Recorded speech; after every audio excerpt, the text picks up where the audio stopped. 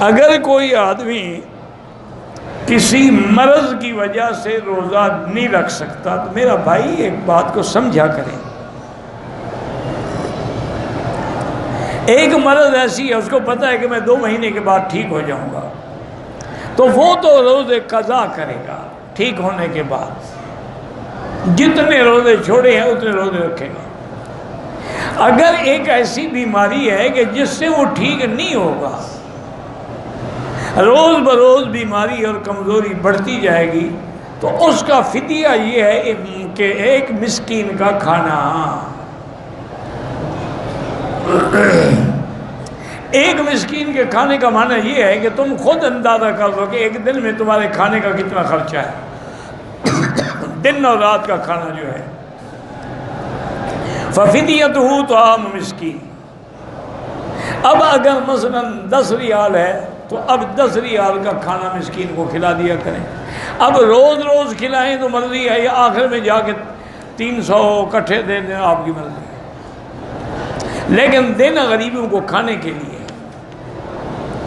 چونکہ قرآن میں لفظ طعام آ گیا، تو جو لفظ قرآن میں آ جائے نا پھر اس کے اندر کوئی رعایت نہیں ہو سکتی۔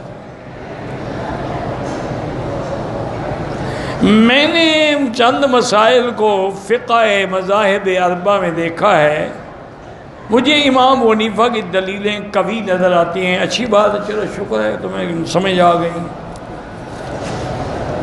ویسے ایک بات یاد رکھو کہ ائمہ تو سب برحق، اور ایک مسئلہ یاد رکھا کرو کہ جو مسائل منصوص ہیں ان میں کسی کے اجتہاد کی ضرورت ہی نہیں ہوتی۔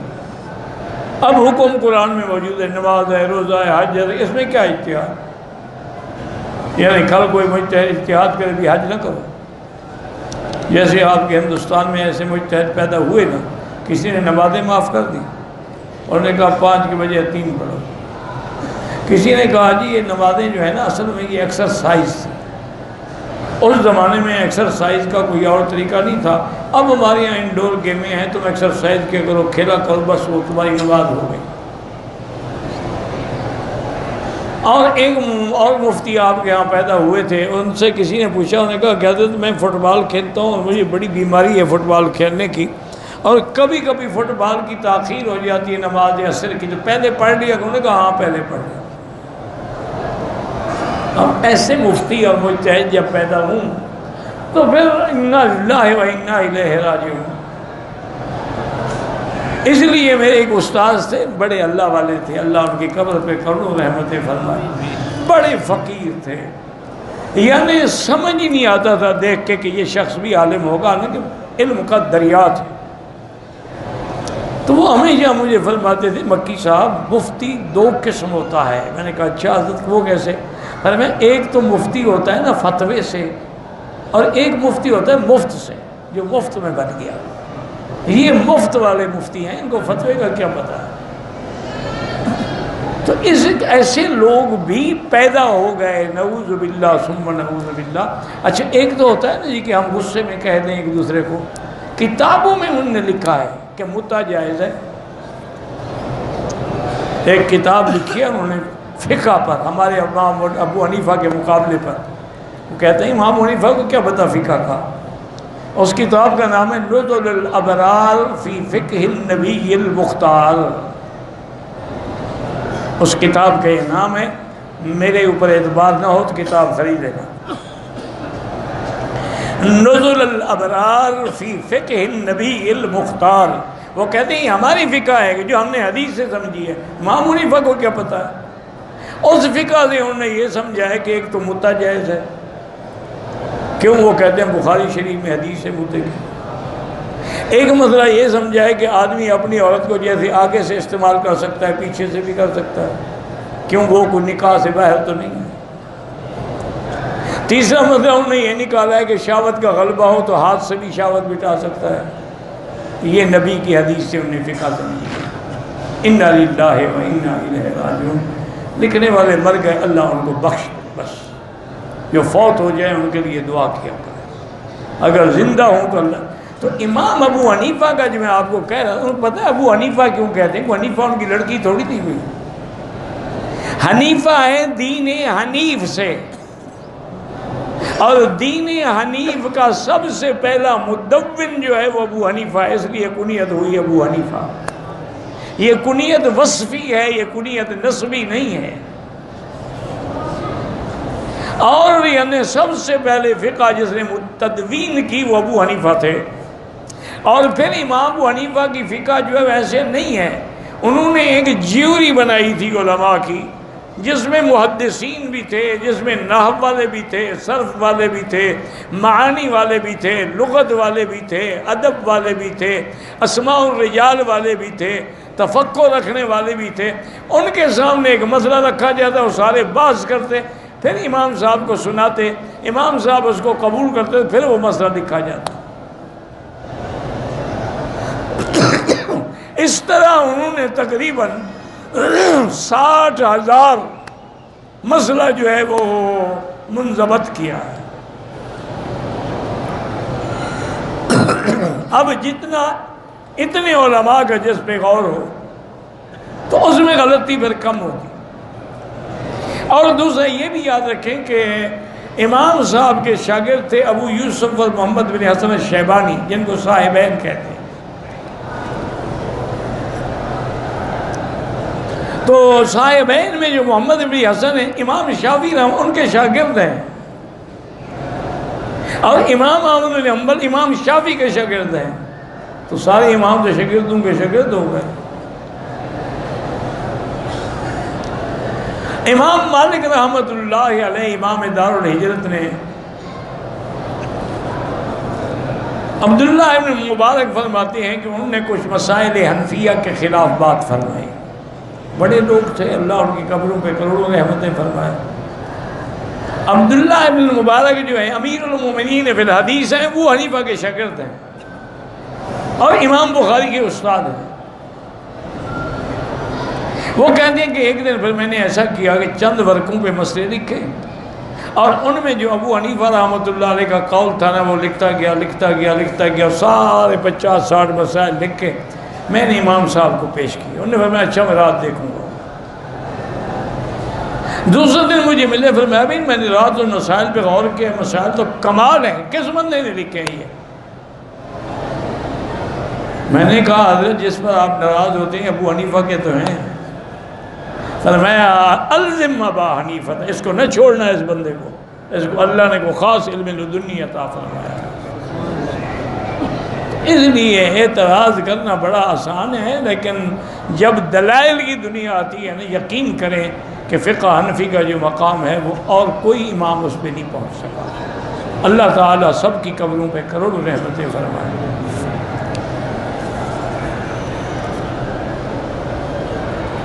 آدمی کے بعد اپنی زمین ہے، پھر بھی غریب ہے، تو کیا اس کو زکوٰۃ دے سکتے ہیں؟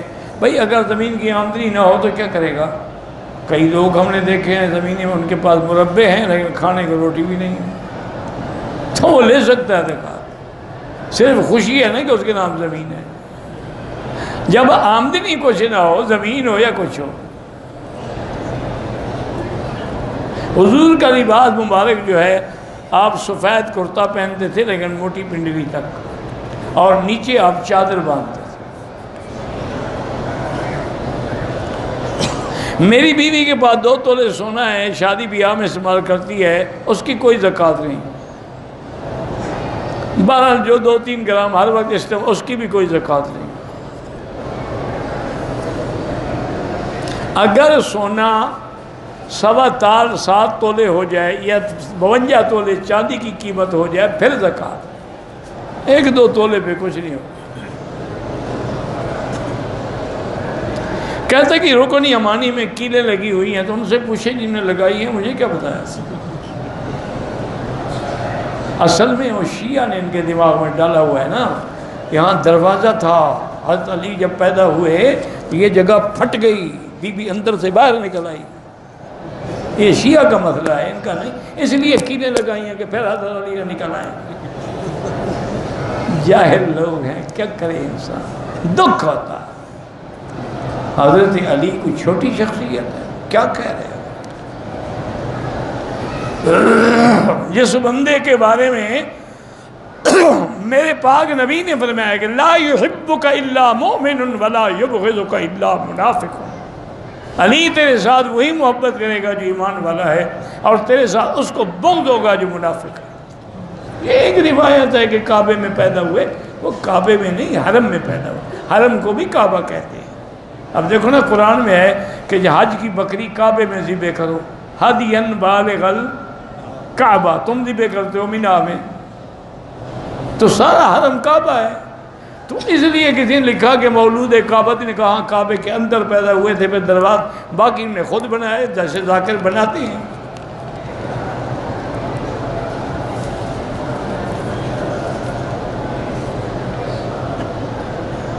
جس کا میں مولا ہوں اس کا علی مولا ہے، مانا دوست۔ مولا ولایت سے ہے، ولایت سے نہیں ہے، دوستی سے۔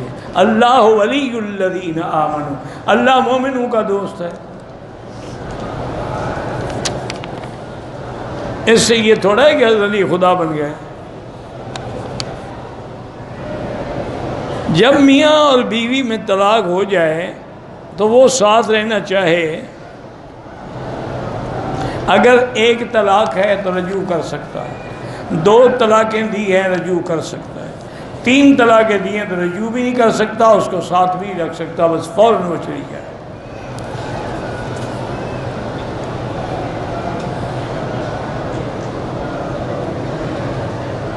کوئی عورت جو ہے پتہ نہیں کس کی وجہ سے، غربت کی وجہ سے حمل ختم کر سکتی ہے؟ بالکل نہیں، رزق کا ٹھیکہ اللہ نے لیا ہے، اس عورت نے تو نہیں لیا۔ لا تقتلوا اولادکم خشیۃ املاق، اپنی اولادوں کو بھوک کے ڈر سے، فقر کے ڈر سے قتل نہ کیا کر۔ نحن نرزقہم وایاکم، ان کو بھی ہم نے رزق دینا ہے اور تمہیں بھی ہم نے رزق دینا ہے۔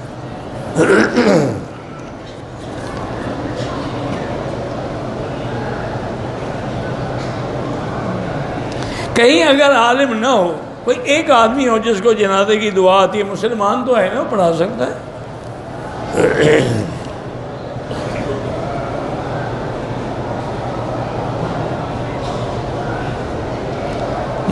اعتکاف کے دوران میں مسجد نبوی میں احتلام ہو جائے تو نکل جاؤ، جا کے غسل کر کے واپس آ جاؤ۔ میں آپ سے دل سے پیار کرتا ہوں، اللہ پاک آپ کی جزائے خیر دے، آپ میرے لیے دعا کرتے ہیں۔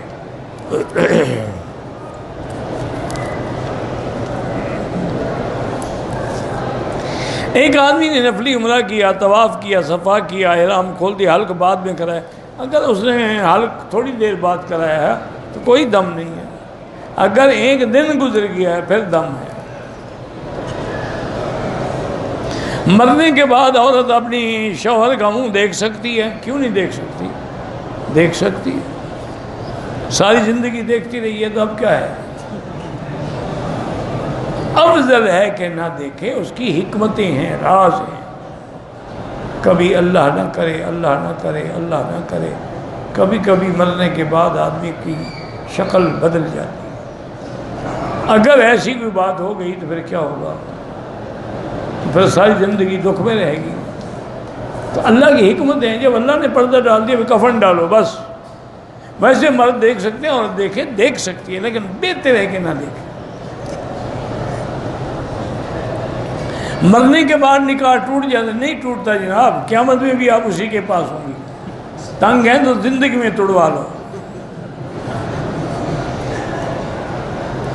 غیر مسلم لڑکی کو صدقہ خیرات دے سکتے ہیں، تم یہ صدقہ خیرات لڑکیوں کو کیوں دیتے ہو؟ لڑکے مر گئے، کوئی چکر ہے صحیح؟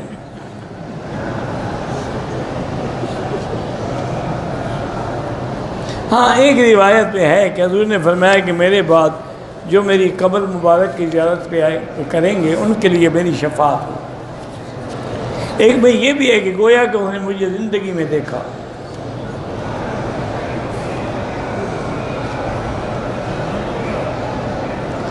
دبئی میں نماز کے دوران اگر کوئی سلام کرے تو اشارے سے جواب ناجائز ہے۔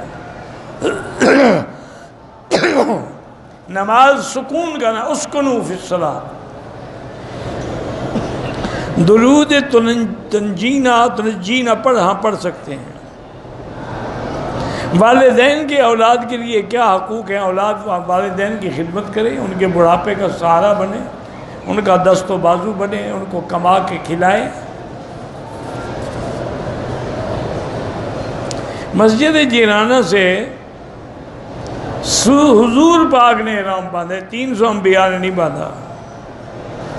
اور جو 7 کنواں ہے اس میں حضور نے لعاب دہن ڈالا تھا، اس میں شہداء نہیں ہیں۔ ہر احرام کے لیے عمرے کے لیے احرام دھونا ہوگا، کیوں عمرہ کرنے سے احرام پلید ہو جاتا ہے؟ یہ اچھا مسئلہ نکالا ہے لوگوں نے بھائی، اگر پلید ہو جاتے پھر ضرور دھوئیں، کیوں عمرہ کرتے تمہارا پیشاب نکل جاتا ہو پھر تو دھونا پڑے گا نا، کیا بس کچھ اپنا عقل بھی استعمال کرو۔ شادی کو 10 سال ہو گئے ہیں، بچے نہیں ہوتے، علاج کراؤ بھائی، صرف وظیفے سے بچے پیدا نہیں ہوتے، پہلے علاج کراؤ، نقص بیوی میں ہے یا خاوند میں ہے، پھر دعا بھی مانگو، وظیفہ بھی پڑھو۔ ایسے صرف دعا سے، وہ ایک پرانی بات ہے، ہم ہانگ کانگ میں تھے، امام حرم بھی ہمارے ساتھ تھے، بہت بڑے بزرگ تھے، بہت بڑے عالم تھے، شیخ محمد صدیقی، اللہ ان کی قبر پہ کروڑوں رحمتیں فرمائے، بڑے مدرس عالم تھے، فقیہ عالم تھے۔ وہاں کبھی ہمیں سفر ہوتا تھا، وہاں تو گاڑیاں لین میں پھنس گئیں یا ٹریفک جام ہو گیا، تو ایک دفعہ ایسا ہوا تو مغرب کی نماز کا وقت قریب تھا تو ٹریفک جام ہو گیا، تو حضرت نے فرمایا، ہنس کے فرمانے لگے، اچھا بھائی آج مولوی مکی کے مذہب پہ نماز پڑھ لیں گے، مغرب لیٹ کریں گے، عشاء جلدی پڑھ لیں گے، دونوں نمازیں جمع بھی ہو جائیں گی اور مکی صاحب کی قول پہ عمل بھی ہو جائے گی۔ یعنی بڑا پیار کی بات ہے، یہ ان کی محبت کی بات ہے، ورنہ میں تو ان کے شاگردوں کے برابر بھی نہیں ہوں، اتنے بڑے عالم تھے۔ تو ہم بیٹھے ہوئے تھے، ایک آدمی آیا، وہ بار بار حضرت دعا کریں اللہ مجھے بچہ دے، حضرت میں ہاں بھائی دعا کروں، وہ پھر آ جائے، حضرت دعا کریں اللہ مجھے بیٹا دے، بھائی دعا کروں گا، 2 منٹ لگے پھر آ جائے۔ میں نے حضرت کی خدمت میں ایسا دیکھا، میں نے کہا حضرت پہلے اس سے پوچھو تمہاری شادی ہو گئی ہے؟ حضرت نے پوچھا، پھر میں نہیں پوچھتا تم پوچھو، میں نے کہا ابھی تمہاری شادی ہو گئی؟ انہوں نے کہا شادی تو نہیں ہے، میں نے کہا بچہ تمہیں پیدا ہوگا حضرت کی دعا سے، نکلو بعد وقت میں نہیں، حضرت کا سر کھا گئے ہو۔ اب ایسے بندے حضرت وظیفے کوئی اثر نہیں کرتا، اسباب کے بعد وظیفہ ہے، یہ نہیں ہے کہ روٹی نہ کھاؤ اور افطار ہو جائے، یہ نہیں ہے، کھاؤ اور پھر دعا بھی مانگو۔ الحمدللہ الذی اطعمنا وسقانا۔ عبد الرحیم صابر کی والدہ پریشان ہے کہ داڑھی نہیں رکھتا، اللہ ہدایت دے۔ اگر کوئی حجر اسود پہ بوسہ دیتے ہوئے مر جائے شہید ہوگا؟ بالکل نہیں، بلکہ گناہ گار ہوگا کہ دھکے دے کے زور لگا کے کیوں بوسہ دیا، شہید کہاں سے ہو گیا؟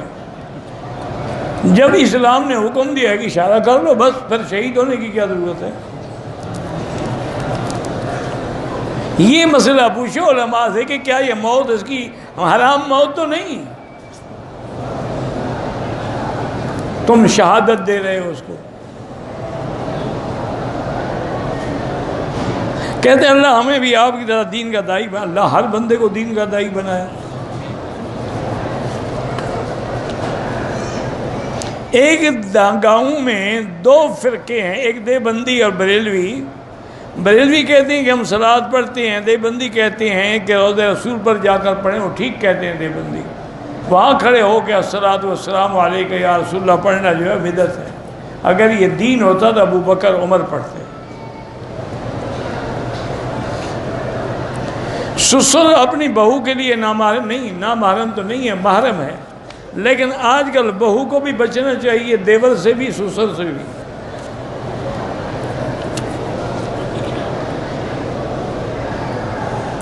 بھائی کے بیٹے کو ہم نے اپنا بیٹا بنایا، نام اسی کے باپ کا رہے گا، تمہارا نہیں۔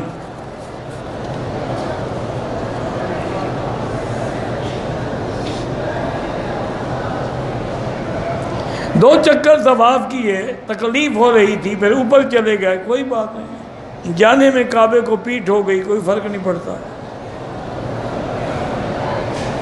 حجر اسود کو جب اشارہ کریں، اگر ہاتھ لگ جائے چوم لیں، نہ لگے چومنے کی ضرورت نہیں ہے۔ نماز عصر کے بعد حنفی مسلک میں 2 رکعت نہ پڑھیں، مغرب کے بعد پڑھیں۔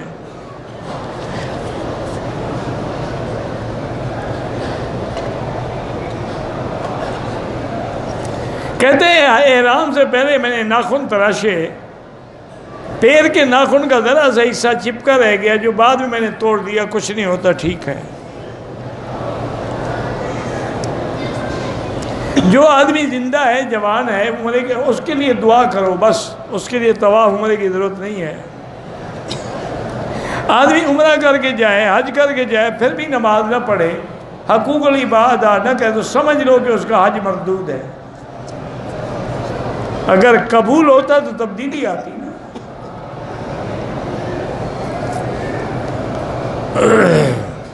جو لوگ اپنی جوان بیٹیوں کی شادی نہیں کرتے اپنے گھر کے کام کی وجہ سے، تو وہ بہت بڑے گناہ گار ہیں، اور اس بیٹی سے کوئی گناہ ہوگا تو ان پہ لعنت لکھی جائے گی۔ آخر وہ عورت ہے، انسان ہے، اس کے جذبات ہیں، بالغ ہو گئی، شادی کرو۔ شیعہ کے جنازے میں شرکت نہ کریں۔ میں درس نظامی کا فاضل ہوں، جب دور حدیث پڑھ لو پھر آگے حدیث کی اجازت لینا۔ غار ہیرا اور غار ثور کے جانے کی، یہ وہ مقام ہے جہاں حضور گئے ہیں۔ کوئی آدمی جاتا ہے تو کوئی حاضر نہیں، لیکن کوئی ضروری بھی نہیں، نہ حکم ہے۔ بد نظری سے بچنا ہو تو لا حول ولا قوت الا باللہ زیادہ پڑھا کرو، اعوذ باللہ من الشیطان الرجیم زیادہ پڑھا کرو۔ میری بیوی وزٹ ویزے پہ مکے آ رہی ہے، پہلے بھی 2 سال رہ کے گئی ہے۔ میں حرم کی حد میں رہتا ہوں، اگر وہ ابھی عمرے کی نیت سے نہ آئے، 2 دن بعد عمرہ کرے، دم دینی پڑے گی جناب، اس کو آنے دو عمرے کے ساتھ، 1 گھنٹے میں فارغ ہو جائے گی، پھر تم اپنی جوانی کا زور مٹا لینا،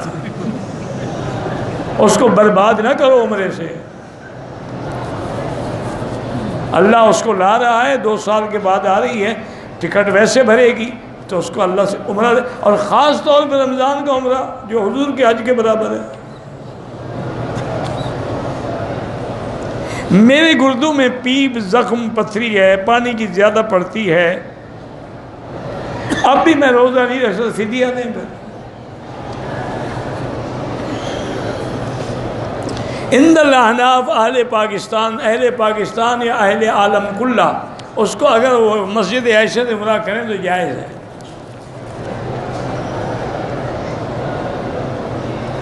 قمر علی کی والدہ بھی ماں اللہ شفا عطا فرمائے، 3 تولے سونا ہے، 10 لاکھ مال تجارت ہے، بالکل زکوٰۃ دینی ہوگی، ساری قیمت لگا کے 2.5% زکوٰۃ دیں۔ 10 لاکھ روپے موجود ہیں، اب سونا کیوں گن رہے ہو؟ اس کی قیمت لگا کے بھی 10 لاکھ میں شامل کرو۔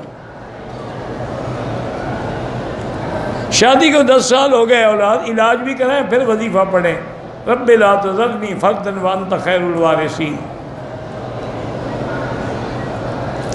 اگر رشتے نہ ملیں تو 3 دفعہ روزانہ سورۃ الرحمن پڑھ کے دعا مانگیں۔ آپ اخلاص سے پڑھیں، یقین سے۔ یہاں ایک بزرگ ہوتے تھے، اب کافی عرصہ ہو گیا مجھے نہیں ملے، اللہ عالم فوت ہو گئے یا اللہ عالم واپس پاکستان چلے گئے۔ وہ میرے پاس ایک دن آیا، رونے لگ گیا کہ میری 2 لڑکیاں ہیں، میں یہاں حرم میں پڑھا ہوں، غریب آدمی ہوں، رشتے نہیں ہو رہے۔ میں نے کہا ایسا کرو، ان لڑکیوں سے بھی کہو کہ روزانہ اول آخر درود شریف اور 3 دفعہ سورۃ الرحمن، چونکہ الرحمن جو ہے یہ عرائس القرآن ہے، یہ قرآن کی دلہن ہے، تو یہ پڑھ کے دعا مانگے، اور تم بھی پڑھو۔ وہ تقریباً ہفتے یا 2 ہفتے کے بعد ملا، کہنے لگا مکی صاحب میں نے تو ایک کے لیے پڑھا تھا، دونوں کی شادی ہو گئی۔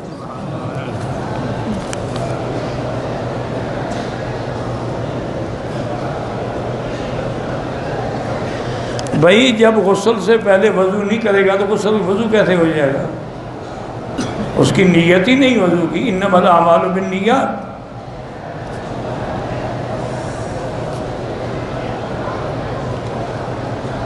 ہم نماز پڑھتے ہیں لیکن پھر خیال ہوتا ہے کہ کمی ہے، یہ خیال بڑی اچھی بات ہے، یعنی آپ کو احساس جو ہے یہ اچھا ہے، آئندہ جو ہے زیادہ ذوق شوق سے نماز پڑھیں۔ احرام کی حالت میں کوئی کیڑا مکوڑا پاؤں کے نیچے مر گیا، کوئی حرج نہیں۔ مغرب کی اذان کے بعد 2 رکعتیں جو ہیں بعض ائمہ کے نزدیک ایسے ہیں کہ بین کل اذانین صلاۃ، اس حدیث سے حجت پکڑتے ہیں۔ امام صاحب فرماتے ہیں ایک حدیث میں آیا ہے کہ الا المغرب، کے مغرب کے لیے نہیں۔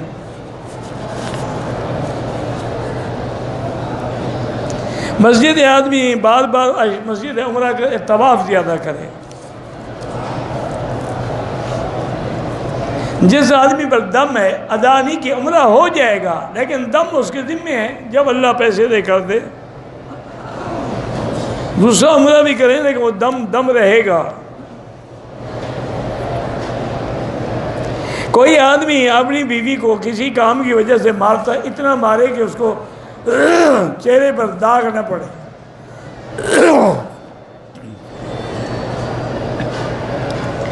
مقام ملتزم کے علاوہ کعبۃ اللہ کے خلاف کو کسی جگہ سے بھی پکڑ کے دعا مانگنا جائز نہیں ہے۔ مجھے شدید دمے کی تکلیف ہے، اللہ شفا عطا فرمائے۔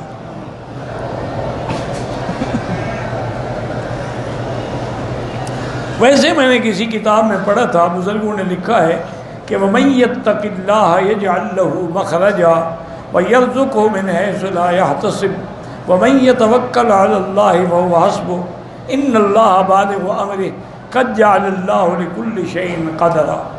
یہ آیت اگر 100 دفعہ روز پڑھتا رہے تو انشاءاللہ 11 دن کے بعد دمہ ہمیشہ کے لیے ختم ہو جائے۔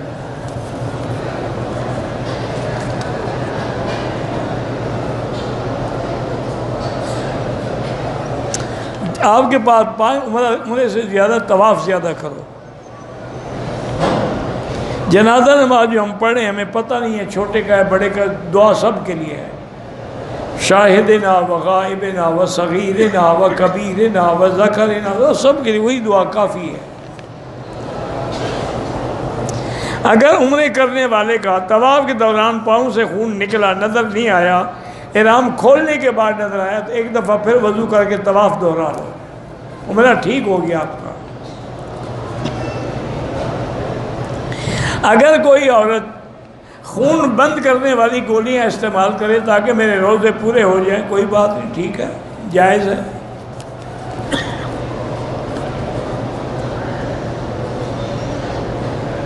ایک عورت بیمار تھی، ایک دن طواف کیا، دوسرے دن صفا دوڑی، کوئی حرج نہیں،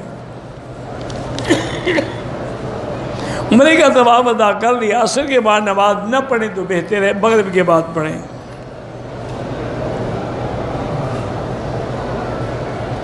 میری بیوی کے رحم کے اندر کچھ ایسی تھیلیاں سی بن گئی ہیں، ہو جاتی ہے، کوئی ایسی بڑی بات نہیں، کسی اچھی لڑی ڈاکٹر کو دکھائیں، دوا دے دے گی، اور شفا کے لیے اللہ کے قرآن سے بڑی کیا چیز ہے۔ سورۃ الفاتحہ بیوی کو سمجھاؤ کہ ہر نماز کے بعد 7 دفعہ پڑھ کے پورے بدن پہ دم کرے۔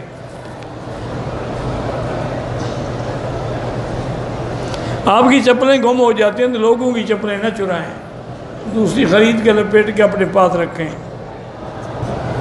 حج کے دوران جو کنکریاں ماری جاتی ہیں، ہم بالکل ہے، خصائص مینا میں ہے، قرآن حدیث میں نہیں ہے کہ جو کنکریاں ماری جائیں کوئی نہ اٹھائے تو خود بخود غائب ہو جاتی ہے، اور جو مردود ہوتی ہے وہاں پڑی رہتی ہے۔ وہ کہتے ہیں یہی حکمت ہے کہ جمعرات کے قریب سے کنکری اٹھا کے نہ مارو، ہو سکتا ہے کہ مستعمل مردود ہے۔ بچے کے پیدائش کے بعد اس کے کان میں ہم کیا پڑھیں؟ آئی لو یو۔ اذان پڑھو گے، اقامت پڑھو گے، اور کیا پڑھو گے؟ عجیب مسلمان ہو تم۔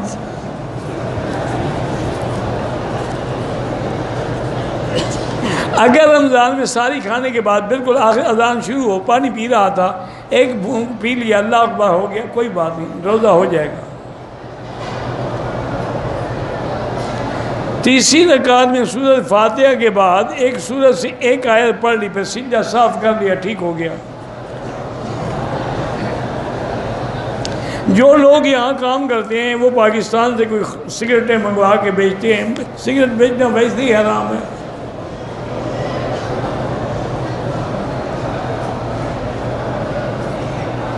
میں شادی شدہ ہوں لیکن ایک لڑکی اور بھی مجھ سے شادی کرنا چاہتی ہے، اس کے گھر والے راضی نہیں ہیں اور وہ 8 سال سے شادی نہیں کر رہی، تو بالکل آپ بھی گناہ گار ہیں بھی، یا تو شادی کر لو نا اس سے، کیوں انتظار کروا رہے ہو؟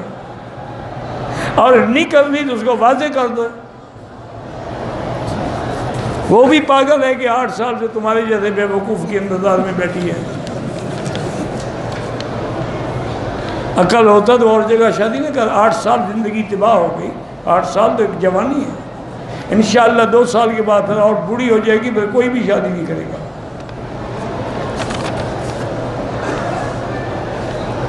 مرد اور عورتیں صف میں برابر کھڑے نہ ہوں، سامنے نماز کے نہ گزریں، اگر مجبوری ہو سجدے کی جگہ سے دور گزریں۔ بہرحال رفع یدین حنفی مسلک میں نہیں ہے، جو کرتے ہیں اللہ ان کی نماز بھی قبول فرمائے۔ قبلے کی طرف پیٹ کر کے لیٹتے ہیں، یہ بے ادبی ہے۔ اگر اعتکاف کی نیت کی، کپڑا نیچے بچھا کے سوئیں، کوئی حرج نہیں۔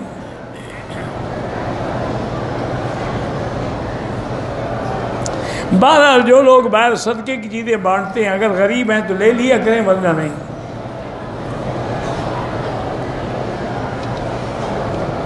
میں عمرے کے لیے آیا، پتہ نہیں احرام کھول کے غسل کر سکتے ہیں؟ کر سکتے ہیں۔ فوٹو کھینچنا بنوانا بلا ضرورت ناجائز ہے۔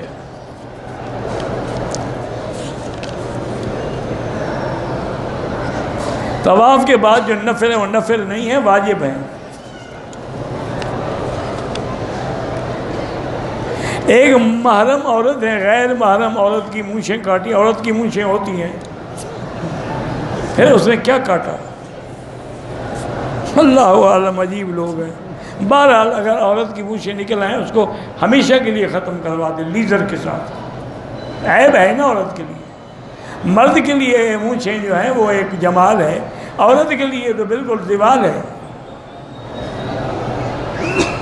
طواف سائی کے حلق سے پہلے بازار میں جا، عطر لگایا، مجھے عمرے کا دھیان تھا نہ یاد، عمرے کی قضا کر لو تلافی ہو جائے گی، نہیں ہو، کتنی عطر کتنی جگہ لگا، اگر دونوں ہاتھوں میں مل لیا پھر تو دم ہے، ورنہ نہیں ہے۔ ہر طواف میں وضو ضروری ہے، طواف نماز کے حکم میں ہے۔ نفلی طواف یا نفلی عمرہ جو ہے زندوں کے لیے بعض علماء جائز سمجھتے ہیں، ورنہ اگر بہتر تحقیق یہی ہے کہ اگر وہ زندہ ہے لیکن معذور ہے، یا زندہ ہے اس نے وصیت کی میرا عمرہ کرو، پھر کر سکتے ہیں۔ حالت احرام میں بال ٹوٹ جائے کوئی دم شم نہیں۔ مسافر امام کے پیچھے آخری 2 رکعات میں صرف امام کے پیچھے کچھ نہیں پڑھنا، مسافر ہو یا مقیم ہو۔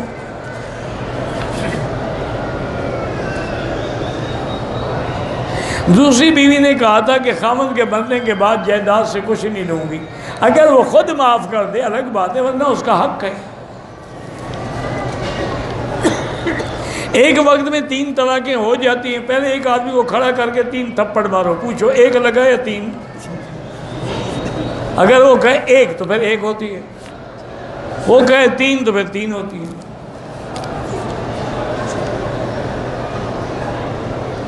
میری 2 سال شادی کو اگر اللہ صاحب اولاد کرے، شیعہ کا ذبیحہ نہ کھائیں تو بہتر ہے۔ بعض شیعہ جو ہیں بالکل کافر ہیں۔ تبلیغ میں 2 حصے ہو گئے ہیں، اللہ ان کو اتفاق و اتحاد کی توفیق عطا فرمائے۔ یہ ہوتا ہے جب دین کا کام بڑھ رہا ہو نا، تو شیطان بھی پھر پورا زور لگاتا ہے، وہ کوشش کرتا ہے کہ کسی طرح ان میں تفرقہ ڈالے۔ اللہ تبارک و تعالی دونوں بزرگوں کے دل میں رحم پیدا فرمائے، نرمی پیدا فرمائے، اور اصلاح کی توفیق اور ہدایت عطا فرمائے۔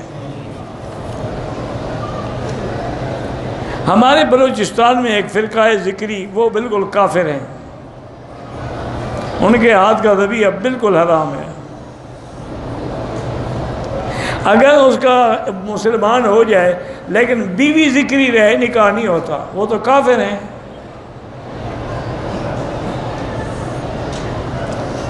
ان کا نکاح وہ جانے، لیکن فرقہ کافر ہے۔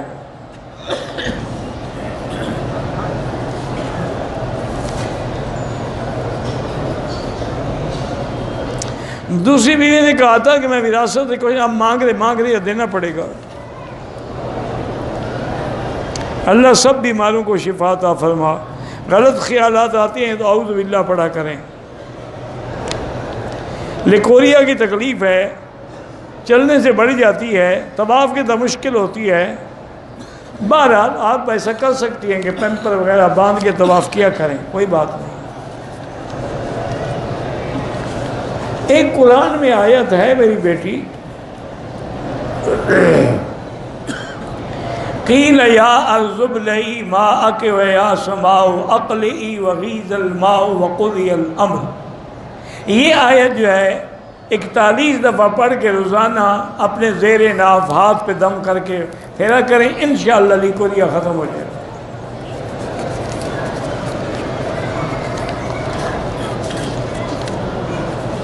ویسے علاج بھی ہیں دنیا میں آج۔ عبد الرحمن نے 1000 روپے دیے، اپنی نوٹ کیا تو عبداللہ نے 1500 دیے، دونوں نے نوٹ کیا، نوتا کہتے ہیں، بالکل نوتا وغیرہ ٹھیک ہے۔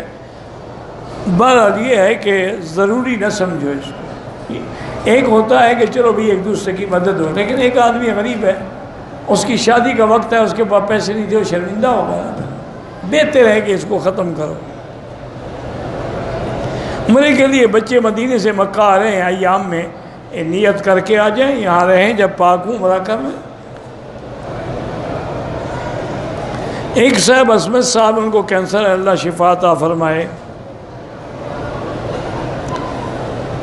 کہتے ہیں کہ رزق اللہ کے ہاتھ میں ہے، نصیب سے زیادہ میری حلال حرام کا چکر، حلال حرام بھی اسی نے بنایا جس نے رزق دیا ہے۔ اسی نے کہا کتا حرام ہے اور بکری حلال ہے، اب تم کتا کھانا شروع کر دو جی، کیا فرق ہے؟ گوشت تو اس کا بھی زیادہ موٹا ہوتا ہے۔ افضل یہی ہے کہ عصر کے بعد طواف کے 2 رکعت مغرب کے بعد پڑھیں، صفا کر لیں، حلق کرا لیں، نماز بعد میں پڑھ لیں۔ قضا نماز اسی طرح پڑھنی ہے جیسے ادا پڑھتے ہو۔ غائبانہ جنازہ حنفی مسلک میں نہیں ہے، باقی ائمہ کے نزدیک جائز ہے۔ شیعہ کے ساتھ دوستی نہ کریں، جو حضور کے صحابہ کے دشمن ہیں تم دوست بنانا چاہتے ہو۔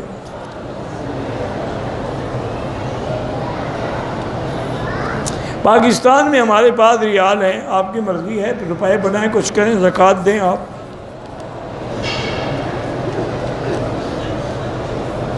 بالکل تصویر نہیں نکالنی چاہیے۔ قسم کا کفارہ یہاں ادا کریں، اپنے ملک میں ادا کریں۔ سلام پیش کرتے وقت ہاتھ اٹھانا کیسا ہے؟ ہاتھ اٹھانے کی کوئی ضرورت نہیں۔ تکافل مجھے نہیں پتا کہ پالیسی اس کی تفصیل کیا ہے۔ 10 سال کی بیٹی ہے، اس کے نام پہ پلاٹ خریدا ہے، اگر وہ اس کے نام پہ خریدا ہے کہ بیچیں گے تو پھر زکوٰۃ دینی پڑے گی، چونکہ ابھی اس کی ملکیت تو نہیں ہے نا۔ اور اگر اس کو آپ نے دے دیا گھر بنانے کے لیے پھر زکوٰۃ نہیں ہو۔ واللہ اعلم۔ اللہم صلی علی سیدنا محمد وبارک وسلم۔ یا حی یا قیوم یا ذی الجلال والاکرام، یا ذی الجلال والاکرام، یا ذی الجلال والاکرام۔ ربنا لا تؤاخذنا ان نسینا واخطانا، ربنا ولا تحمل علينا إصرا كما حملته على الذين من قبلنا، ربنا ولا تحملنا ما لا طاقة لنا به، واعف عنا واغفر لنا وارحمنا أنت مولانا فانصرنا على القوم الكافرين۔